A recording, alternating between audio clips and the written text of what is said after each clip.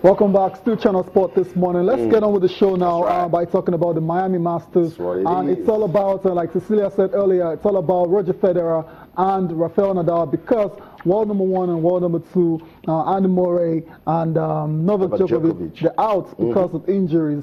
So it's all about these guys now. These are the star guys for the Miami Masters. And like Cecilia said, the same elbow, right elbow injury. Yeah, they both play with the right hand, right? I mean, that's logical, right? They both right-handed, right? And Murray was the first to pull out. And on Sunday, we got the gist that, hey, Djokovic also is pulling out. And the same kind of injury. I was wondering, okay, they crashed out early, you know, in California. Maybe that's the reason they couldn't perform so well or not. Perhaps. We have the big boys also, the old guys.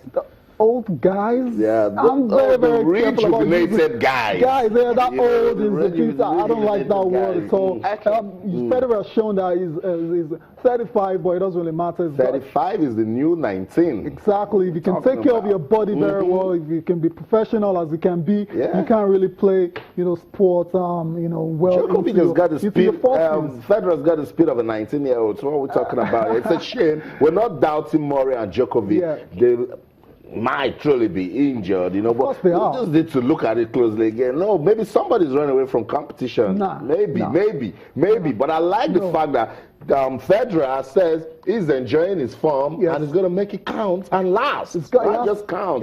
So if he's going to keep winning till 40, he doesn't care whose right wrist is not working. Exactly. His is working and he's going to keep powering on. Exactly. He's just going to show up and do what he has to do on the court. And he's already started on a very strong note by winning the Australian Open, and he's won the Indian Wells Masters as well. So now this is another opportunity for him to climb the rankings. Exactly. It's come from number 10 to number 6 now, and if he goes on to win this one, I don't think you can rule out Roger Federer from, you know, being one of the favorites to win the Miami Masters. Let's go on and listen to Roger Federer and Rafael Nadal. They've been speaking ahead of their Miami Open matches. Stay with us. Just happy playing healthy again. It's an amazing feeling. Last year was so complicated and difficult on so many levels that it's just so nice to be back on the tour and playing good and nice tennis, and plus it translates into winning trophies. It's like the perfect start. I can't believe it.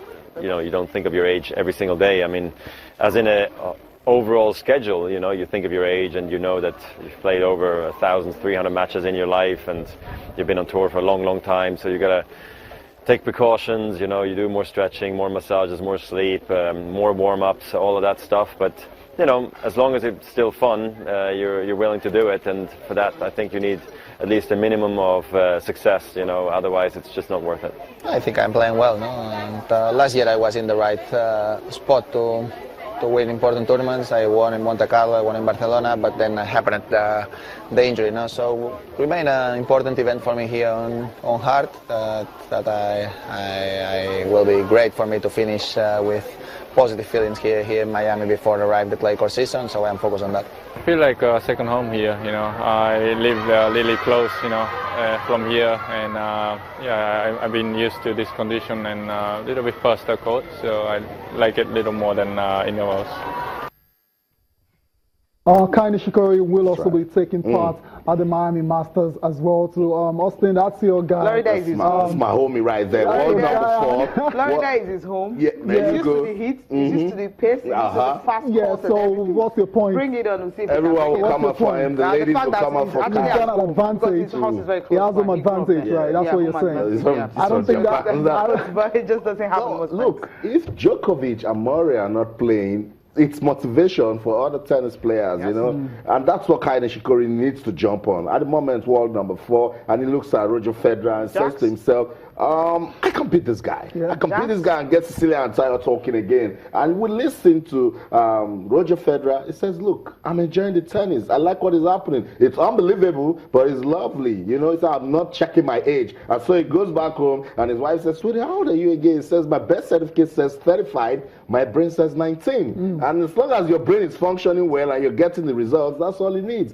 So Djokovic and Murray needs to wake up. They have to shake off that injury. Because the competition is ongoing. Maybe they can have a layoff of 6 months, and when they come back, they'll be more flexible. Exactly, because that's exactly what Roger Federer did. The injuries were bothering him. And then you just shook it off. Took time off. Exactly. 6 months. Time off. And he's back. And he's back. To his best. Yeah. As if he's 19, right? And Rafael Nadal will be saying, if this guy is not getting injured and still parrying on, nothing should go wrong with you again, Nadal, you know. Some motivation for some. Yeah, but are we expecting, before we move on from tennis, are we expecting any kind of upsets in their opening matches? Rafael Nadal will take on Dudy Sela, and Roger Federer will play either Frances Tiafoe or Konstantin Kravchuk.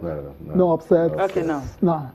Okay. You're struggling with those names because you know what? Let's move on. Yeah, they're not very popular names, guys. But don't give Nadal Dustin Brown if he's not. There's no Dustin Brown this time. It's all good. Jamaican. Golf next. Yeah, WGC Championship. Now where you have it, Jason Day pulls out. You know, after it was just 6 rounds into the tournament when he pulls out. It's actually an emotional day for him because his mother is having cancer and she's having cancer, so she will be undergoing surgery this Friday, and she's right there in California, and that's the reason he felt okay. He actually needs to be with her because she's the reason he's playing golf today, and the experiences with his father who died while he was just 12 years old. Also, emotional scenes. Emotional scenes. You know what? We just listen to him now explaining why he had to pull out and be with his mother. My mom's been here for a while, and she has lung cancer. At the start of the year, she was diagnosed with 12 months to live. It's so hard.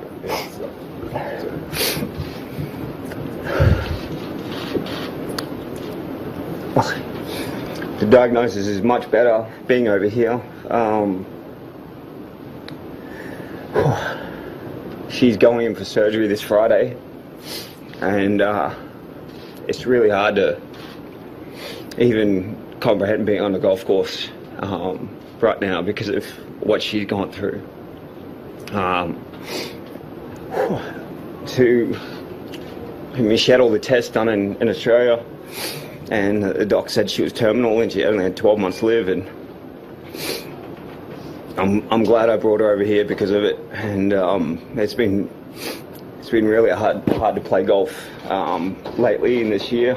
I've already gone through it once with my dad, and I know how it feels, and it's hard enough to see another one go through it as well. So as of now, I'm going to try and be back there with my mum for surgery and make sure everything goes right with her. Emotionally, it's been wearing on me for a while, and I know my mum says not to let it get to me, but it really has. So I just need some time away with her to make sure that everything goes well. Yeah, we just pray and hope that everything will go well when the surgery is being done on Friday. And the fact that earlier this year, when she was diagnosed, they were told that she's got just 12 months to live. And so that's the reason he needs to leave the WGC Championship and just be by her side. But he said she's responding to treatment, and hopefully she will just be fine, because you wouldn't want to experience that twice, especially when it happened to his father when he was just 12 years of age.